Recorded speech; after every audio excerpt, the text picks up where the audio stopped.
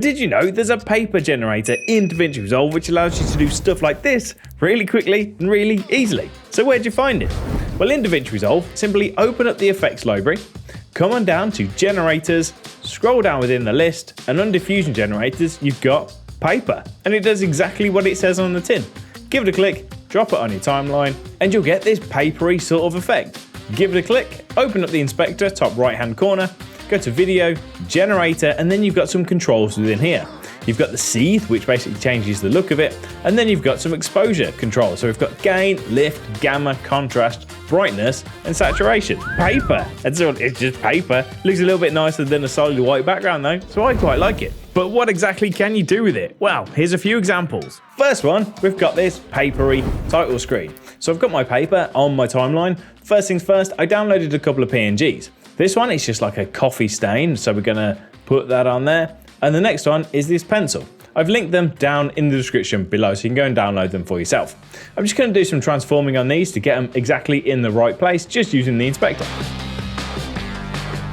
So I'm gonna go with something like that. I'm gonna go to titles, grab a text, we're gonna put this on here. We're gonna find a sort of handwritten style text. Again, I've linked this down below if you wanna go download this one for yourself. It's called Homemade Apple. And we're just gonna put, ooh, paper. And then we're just gonna change the color. So I'm gonna click on my color box and I'm gonna go with a nice light gray and I'll show you why. We'll click on OK. And if I just zoom in, it looks okay. It's a nice light gray color, but there's no texture coming through from the paper. So it doesn't quite look right. What we're gonna do, click on settings in the inspector. Within this list, scroll down until you get to the composite area and then change the composite mode to color burn. Then all of the texture, all of those speckles from the paper will actually come through onto the text, making it look much nicer and much more realistic. And there you go, we've got our papery little title screen. Now this also works really well if you've got some images you want to display, but you don't want to use a standard white solid color background. So I'm going to grab my image, I'm going to put it on top of this piece of paper on the timeline like so. We're going to give the image a click in the inspector, we're just going to zoom out a bit. From the effects library, we're going to go to open effects. I'm going to use a little search bar at the top and just type in drop in there to find the drop shadow. We'll put that on our image and there we go. We've got our papery background with our image with a drop shadow and it just looks quite nice. We could animate that, put a dynamic zoom on there just to give it a bit of motion. Job done, it's a nice little way of displaying an image. Next one, third and final one, Polaroids. Everyone loves that sort of fake Polaroid style picture effect. So I'll show you how to do that using this paper generator really quickly. So I've got my paper on my timeline. I'm gonna grab my portrait image. So just gonna pop this on here. Like so.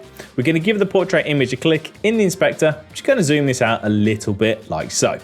We're then going to click on the paper, same place in the inspector video. It'll probably default to this generator tab. Just go to settings, come on down to cropping, the second one down, and we're just going to crop this in.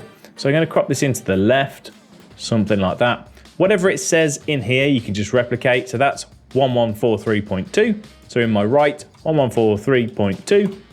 And then we've got the same crop left and right. And then I'm going to crop the top in a little bit as well. Now we want to treat this as one thing. So what we're going to do, highlight both of them on the timeline. So the paper and our image, right click, top option, new compound clip. Give it a name if you want to. I'm just going to call this portrait or something like that. Click create, and then I'll make this one thing. So then you can give it a click. In the inspector, we can zoom this out, maybe give it a bit of a rotation, move it over to the left-hand side. Let's put it up one track on the timeline. We'll make this paper go out a little bit more, like so. Same thing, drop shadow. We'll pop that on our Polaroid, and we've got our nice little Polaroid on there. We could maybe put a few more images on there or a title, dynamic zoom, give it a bit of animation, and it'd look really quite nice. Paper. There's a paper generator in Davinci Resolve. If you've got any more cool ideas for the paper generator, let me know down in the comment section below.